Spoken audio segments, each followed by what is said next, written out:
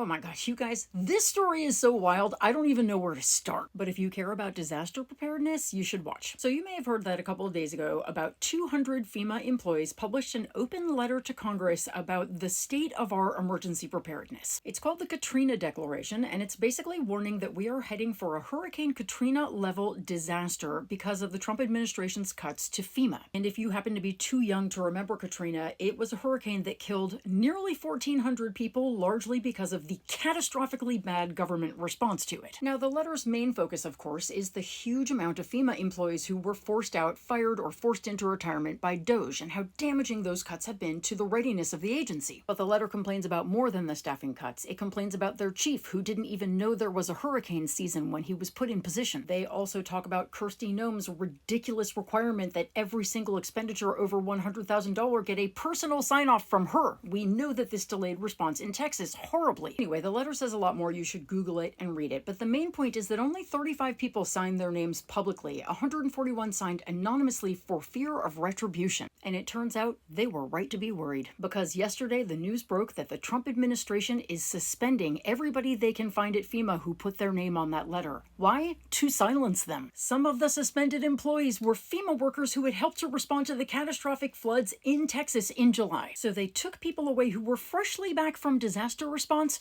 to punish them for raising the alarm about our lack of preparedness for a disaster. So we have just entered peak hurricane season. We need to be ready for it, and the opposite is happening. These are the exact people who show up when your house floods or when wildfires hit your town or whatever, and they are warning us that there is a crisis brewing. But instead of listening, the Trump administration is doing the same thing it did at the EPA and at the CDC. They're firing the people speaking out because they don't actually care about keeping you safe. So the next time you face a natural disaster in your area, and you will, just know that the Trump administration cut the agency that should have been there to help you and then fired the people who tried to warn you about it. Because when no one shows up to help you in your hour of need, you should know exactly who to blame.